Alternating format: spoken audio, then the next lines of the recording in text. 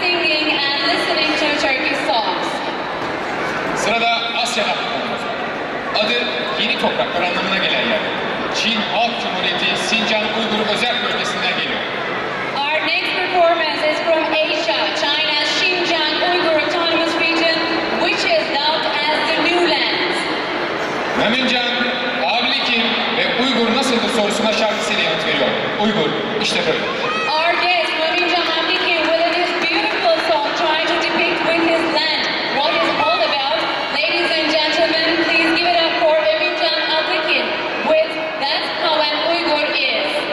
Denizli'nin meşhur Thunder Kibir görüntülerinin ardından Mömincan Abdikin müzik ziyafetiyle bizlerle birlikte olacak.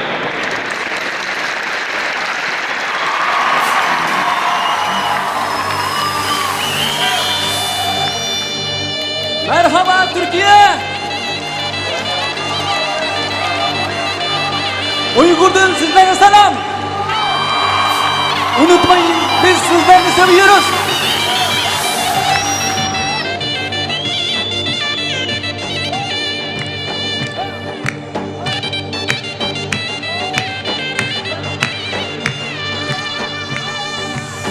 Düğün için dünyaları sarf eden, misafiri kendini şah zanneden, anlamayan sorar niçin öyledir.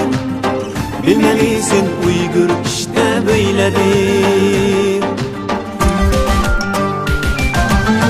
Düğün için dünyaları sarf eden, misafiri kendini şah zanneder, anlamayan sorar nasıl öyledir.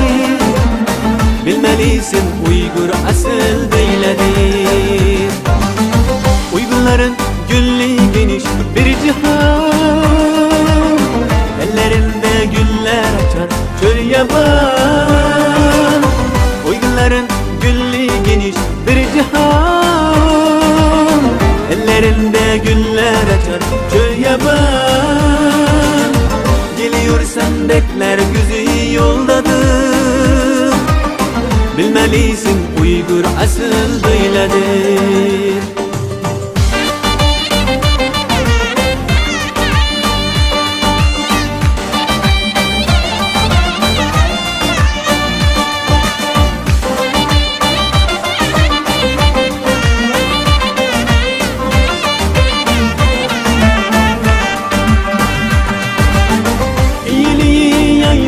için gelmiştir, ilmi irfan makamına ermiştir.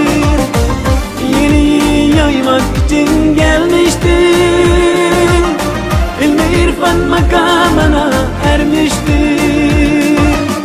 Hayret edip sorsan nasıl öyledir. Marifetli Uygur asıl böyledir. Hayret edip sorsan nasıl öyledir.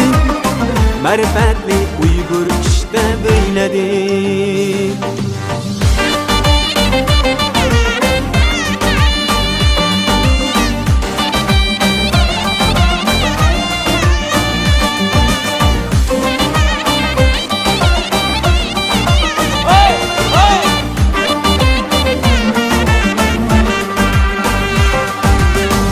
Kısassız meşrep unsuz olmuyor. Sen gülmezsen onun yüzü gülmüyor.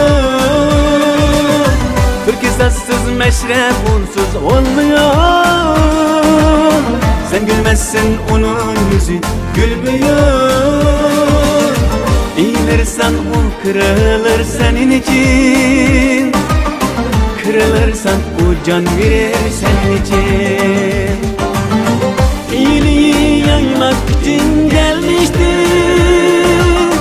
ilmi irfan makamına ermiştir.